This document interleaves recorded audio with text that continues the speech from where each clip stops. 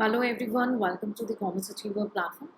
With today's session, we are going to start one more advanced numerical on cost of capital. But before starting a numerical, let me bring you a one query which is raised by few students, and I might think that it may be your query also. So let's discuss about, ma'am, how many numerical I should practice to get a confidence. तो देखिए, सबसे पहले it is very important to understand कि आपकी conceptual clarity clear होनी चाहिए, आपकी basics theoretical understanding clear होनी चाहिए. आप केवल न्यूमेरिकल पे जंप नहीं कर सकते. You should have a good command over your theory basics. ठीक है. उसके बाद न्यूमेरिकल की कोई लिमिट नहीं है. अब ऐसा तो नहीं है कि आप न्यूमेरिकल करते चले जाओ, उसका कोई एंड नहीं हो. ऐसा भी नहीं करना है हमें. हमें एक स्मार्ट स्ट्रैटेजी ऑप्ट करनी है. So what you have to do is at least हर एक पर्टिकुलर चैप्टर वाइज अगर हम बात करें तो आप 5 to 10 मिनिमम न्यूमेरिकल्स डेफिनेटली आप प्रैक्टिस करें. ठीक है. 15 numerical will also go well enough. ठीक है. But it also very according to the chapter, कौन सा चैप्टर आप कवर अप कर रहे हो या कौन सा टॉपिक आप कवर अप कर रहे हो. ठीक है. सो 10 से 15 numerical will be good enough for you to practise. और उनको रिवाइज करिए, क्योंकि देखिए जितना भी आप नए न्यूमेरिकल करेंगे उसमें आपको लगेगा आप कुछ नया सीख रहे हैं, एक नए पॉइंट कुछ नया सीख. जैसे आज के न्यूमेरिकल में भी आपको डेफिनेटली कुछ नया सीखने को मिलेगा. तो हमें कितनी लिमिट रखनी है, आपको एक अपना टाइम शेड्यूल फिक्स रखना है, क्योंकि केवल एक ही सब्जेक्ट नहीं है, बहुत सारे सब्जेक्ट हैं. अगर उस टाइम शेड्यूल में आप मैक्सिमम न्यूमेरिकल कर सकते हैं आप डेफिनेटली करते जाएं. और अगर आपका टाइम शेड्यूल फिनिश्ड हो चुका है तो आप एक ही सब्जेक्ट पे फोकस ना करें. आपको स्मार्ट स्ट्रैटेजी प्लान करनी होगी और हर एक की स्ट्रैटेजी डिफरेंट हो सकती है. ठीक है. सो कोई गाइडेंस या सपोर्ट की ज़रूरत हो तो आप कमेंट सेक्शन में पूछ सकते हैं. अब स्टार्ट करते हैं क्विकली हमारा आज का question. The following is an extract from the financial statement of the company. तो हमें फाइनेंशियल स्टेटमेंट जो है एक पर्टिकुलर कंपनी का गिवन है, अमाउंट गिवन है लैक्स में. और ये मैंने आपको स्ट्रैटेजी ऑलरेडी बहुत सारे सेशंस में एक्सप्लेन की है कि जिस तरीके से क्वेश्चन आपको गिवन है कोशिश करें जो फाइनल सॉल्यूशन करें उसी फॉर्म में करें अनटिल एंड अनलेस आपको कंप्लीट जो है पैटर्न को चेंज ना करें. जैसे 105 लैक्स 33 लैक्स गिवन है, so you have to use it directly on the safer side. Operating profit 105 less interest on debenture 33 come up 72, and then we have an income tax 50% 36, net profit left with the 36. तो ये तो हमें profit statement given है. Then balance sheet के item में given है equity share capital of ₹10 each 200, reserve and surplus 100 and 15% non convertible debentures of 100 each 220, net total 520. The market price per equity share is ₹12 and per debenture, the market price per debenture is ₹93.75. So what we are required to compute? What is EPS? And second, what is the percentage cost of capital to the company for the debenture fund and the equity? So जो second part है that is twister. और उसको पढ़ने के बाद आपको feel आएगा यार ये कॉस्ट ऑफ कैपिटल का क्वेश्चन है. और अभी तक तो आप इसे रेशियो एनालिसिस में भी मान ले रहे होगे कि ईपीएस पूछा है तो मे भी ये रेशियो एनालिसिस का क्वेश्चन है. ठीक है. सो कई बार हमें ब्लेंड देखने को मिलता है डिफरेंट चैप्टर्स के नॉलेज का, तो उसमें भी आपको घबराना नहीं है. आपको बस थ्योरेटिकल कमांड अच्छी रखनी है, फॉर्मूलेज हैं तो वो क्लियर होने चाहिए. ठीक है. तो चलिए स्टार्ट करते हैं. सबसे इंपॉर्टेंट स्ट्रैटेजी होती है न्यूमेरिकल की कि हमें स्टार्ट क्या करना है, क्या क्या चीज़ें कंप्यूट करना है. तो इसके लिए आपको दो चीज़ें ध्यान में रखनी है, इसे एकदम माइंड में सेटल कर लें आप. पहली चीज़ कि क्वेश्चन में गिवन क्या है ये देखते चलना, और दूसरी चीज़ क्वेश्चन की डिमांड क्या है उस तरीके से हमें कैलकुलेशन करनी है. ठीक है. तो चलिए बट अगर आपको ये चीज़ें क्रिएट नहीं हो रही है बिल्कुल भी वरीड नहीं हो. टाइम टू टाइम हम बहुत सारे न्यूमेरिकल करने वाले, हमने ऑलरेडी बहुत न्यूमेरिकल कर लिए हैं इस प्लेटफॉर्म पे जिसका आप बेनिफिट ले सकते हैं. लेकिन विद टाइम मेरी पूरी कोशिश रहेगी कि ये एक आर्ट है जो आपके अंदर क्रिएट हो जाए क्विकली कि आप कैसे न्यूमेरिकल स्टार्ट करेंगे और क्या क्या चीज़ें आपने कैलकुलेट करनी है. ठीक है. तो सॉल्यूशन की ओर बढ़ते हैं. तो पहली डिमांड थी earning per share. Earning per share EPS. अब आप कहेंगे ये तो बच्चे वाला क्वेश्चन पूछ रहे, तो कोई भी कर ले. अर्निंग जो इक्विटी शेयर होल्डर्स के लिए अवेलेबल है हमारे क्वेश्चन में profit after tax. Profit after tax. So ये हुए अर्निंग. अब पर शेयर है यानी नंबर ऑफ इक्विटी शेयर्स.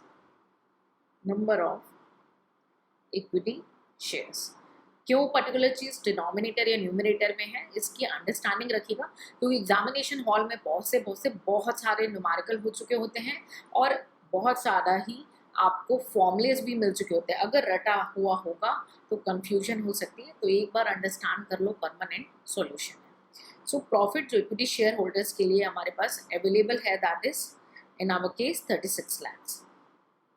अब हमें पर शेयर निकालना है, तो नंबर ऑफ इक्विटी शेयर्स हमें देखना पड़ेगा। इक्विटी शेयर्स था 200 lakhs, जिसमें से ₹10 ईच था, तो नंबर ऑफ इक्विटी शेयर्स हो जाएगा 20 लाख। सेटिस्फाइड करेंगे खुद को, रटेंगे नहीं। आपसे रिक्वेस्ट, कोई भी चीज़ ना आप रट नहीं सकते, रीज़न बीइंग बता रही हूँ क्योंकि सेम न्यूमेरिकल नहीं आता है, ठीक है। पैटर्न सेम हो सकता है बट न्यूमेरिकल सेम नहीं आएगा। आ गया तो बहुत लकी हुआ, बट ऐसा होता नहीं है, तो आप अंडरस्टैंड करके चलें तो आप सेफर साइड पे होंगे। तो अर्निंग पर शेयर इज़ 1.80, ठीक है। आई बिलीव अब तक आपने कोई भी चीज़ रटी नहीं होगी, और अगर आप फर्स्ट टाइम इस सेशन को देख रहे हैं तो आपसे रिक्वेस्ट है, कॉस्ट ऑफ कैपिटल की पहले थ्योरी और उसके बेसिक न्यूमेरिकल हमने जो कवर अप किए हैं उसे करके आएंगे, उसके बाद इस एडवांस न्यूमेरिकल को करेंगे। अब अर्निंग पर शेयर हो गया, यानी रेशियो एनालिसिस वाली अगर फीलिंग थी तो वो यहाँ पे एंड हो चुकी है। अब हम चलते हैं परसेंटेज कॉस्ट ऑफ कैपिटल के ऊपर, ठीक है, यानी कॉस्ट ऑफ इक्विटी कैपिटल चाहिए। सेकेंड हमारी क्या डिमांड थी, कंप्यूटेशन, ठीक है। क्वेश्चन में क्या निकालना है, computation of percentage cost of capital, ये हमारी सेकेंड रिक्वायरमेंट थी। अब कॉस्ट ऑफ कैपिटल में इक्विटी और डेब्ट फंड के लिए उन्होंने स्पेसिफिकली मेंशन किया है, सो कैलकुलेट कर देते हैं कॉस्ट ऑफ इक्विटी कैपिटल। हमने ऑलरेडी पढ़ा हुआ है कॉस्ट ऑफ इक्विटी कैपिटल क्या होती है, हमारी एक्सपेक्टेड अर्निंग। तो हम कह सकते हैं ना, हमने क्या एक्सपेक्ट किया था, अगर हमें डिविडेंड मिल रहा है, हम इक्विटी शेयर होल्डर है और हमें कंपनी डिस्ट्रीब्यूट कर रही है उसकी जो भी अर्निंग है एज अ डिविडेंड, तो वो हमारी क्या हुई, एक्सपेक्टेड अर्निंग पर शेयर। मैं इसको आपकी नॉलेज के लिए ब्रैकेट में लिख दे रही हूँ, just for your knowledge, expected earning per share. आपने ये एक्सपेक्ट किया कि ये हमें ऐसा डिविडेंड मिल जाएगा, तो और मार्केट प्राइस देख लेते हैं क्या गिवन है हमारे क्वेश्चन में। अर्निंग पर शेयर तो हमने खुद कैलकुलेट कर लिया 1.80। मार्केट प्राइस देख लेते हैं इक्विटी शेयर्स का कितना गिवन है, 12 रुपीज़ आपका जो गिवन है मार्केट प्राइस इक्विटी शेयर्स का गिवन है। कॉस्ट आ जाएगा आपका 1.80 divided by, that will be और 15%, ठीक है। सो इक्विटी का तो हमें मिल गया 15%, लेकिन डिबेंचर में एक ट्विस्ट है, cost of debenture fund. Debenture में हमारे दो तरीके की कंपटीशन हो सकती है, on the basis of book value and on the basis of market value. हमें दोनों गिवन है, हमें दोनों कंप्यूट करनी है, क्योंकि क्वेश्चन जो है इस पर साइलेंट है, so we should provide both the calculation at book value at market value, ठीक है, या market price, rupees in lakhs. जो भी हम रुपीज लेंगे वो हम यहाँ पे लैक्स में लिखेंगे,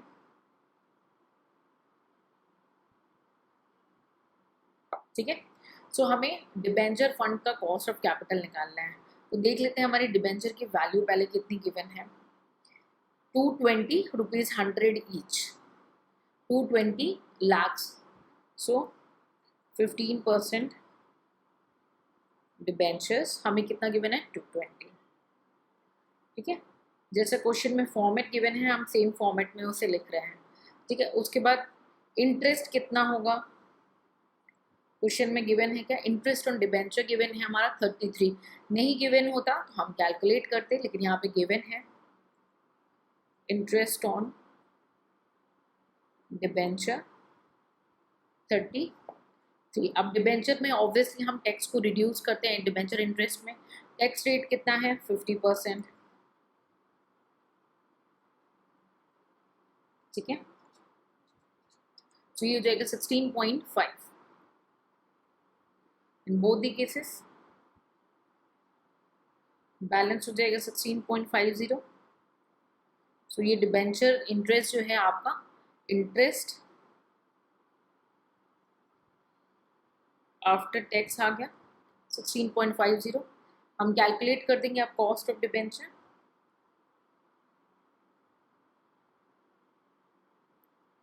cost of debenture. Cost of debenture कैसे कंप्यूट होगा, आपका जो इंटरेस्ट का पोर्शन है आफ्टर टैक्स और आपका मार्केट प्राइस या बुक वैल्यू, जो हमारा इंडिविजुअल केसेस हैं हम उसमें डिस्कस करेंगे। सो 16.50 इसमें, ठीक है। और ये हो गया 220, सॉरी यहाँ पे भी हमने बुक वैल्यू लिख दिया, इसको करेक्ट करेंगे प्लीज़। मार्केट वैल्यू देख लेते हैं कितनी गिवन थी, 93.75, सॉरी 220, 93.75 और डिबेंचर थे हमारे 220 डिवाइडेड बाई 100 इंटू 93.75, 206.25 कैसे आता है, पर मैं फिर से बता दे रही हूँ। 206.25, so market value of debenture, market value of debenture कैसे कंप्यूट करेंगे। आपका जो डिबेंचर गिवन था कितना था, 220, ये आपका डिबेंचर था। कॉस्ट ऑफ डिबेंचर हमारा कितना गिवन था, 100, ठीक है। मार्केट प्राइस पर डिबेंचर हमारा गिवन था 93.75। कोई भी चीज़ रटिएगा नहीं, सेटिस्फाइड होइएगा तभी आप आगे बढ़ेंगे, नहीं तो आप क्वेरी कर सकते हैं, कोशिश करिएगा रटे नहीं। 220/100 तो आपका डिबेंचर के नंबर्स आ गए, that is 2.2। Number of debenture into market value of debenture, you will get market complete value, market price in lakhs, 206.25, ठीक है। फिर से आते हैं कॉस्ट ऑफ डिबेंचर पे। सो 16.50 डिवाइडेड बाई 206.25, तो हमें कॉस्ट ऑफ डिबेंचर मिल जाएगा। कैलकुलेट कर लेते हैं क्विकली बोथ केस में। 16.2050 सॉरी बाई 220 इंटू 100, तो फर्स्ट केस में 7.5% है,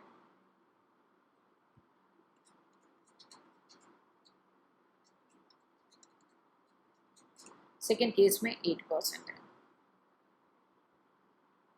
आई बिलीव आपको ये क्लियर हुआ हो कि हमने जो डिबेंचर की मार्केट वैल्यू कंप्यूट करी वो कैसे कंप्यूट करी, ये आपको क्लियर हो रहा हो, कोई भी इसमें डाउट नहीं हो। तो इसने बोला what is the percentage of cost of capital to the company for debenture and for equity. So हमने फॉर इक्विटी बता दिया, कॉस्ट ऑफ इक्विटी में 15% और फॉर डिबेंचर में हमने बोथ केसेस में कॉस्ट ऑफ डिबेंचर ये आपका कैलकुलेट कर लिया। So this are the only requirement as per the question, ठीक है। तो क्वेश्चन में एक नई चीज़ अगर आप देखिए तो आपने मार्केट वैल्यू कैसे कंप्यूट करना है आपने ये देखा डिबेंचर का, और अगर क्वेश्चन साइलेंट है तो बुक वैल्यू और मार्केट वैल्यू पे दोनों पे आपको कंप्यूटेशन करना है। अनटिल एंड अनलेस आपका क्वेश्चन कुछ और जो है स्पीक नहीं करता है, आपको दोनों चीज़ें कंप्यूट करनी है। Still it varies as per what are the facts given in your question and what are the demand in the question, ठीक है।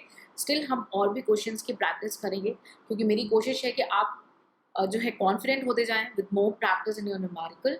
And if you really want कि हम और भी न्यूमेरिकल करें, डू लेट मी नो, ठीक है, कौन से pattern of numerical you want to discuss. और कई बार ऐसा होता है कि स्टूडेंट के पास ऑलरेडी सॉल्व न्यूमेरिकल है बट वो क्लियर नहीं हो रहा है, so you can request that also to the team, we analyze those numerical and we're definitely going to bring up for you, ताकि आप कम समय में एक अच्छी अंडरस्टैंडिंग के साथ उन numerical को प्रैक्टिस कर सकें, ठीक है। So I believe with this session you have gain some knowledge, आपको कुछ ना कुछ सीखने को मिला हो। So please keep sharing your words, ठीक है, और कितने न्यूमेरिकल करने चाहिए और किस तरीके की आपकी न्यूमेरिकल की रिक्वायरमेंट है आप उसकी भी रिक्वेस्ट कर सकते हैं। मिलेंगे नेक्स्ट सेशन में, कुछ नया सीखेंगे। Till then take care, bye bye and जय हिंद।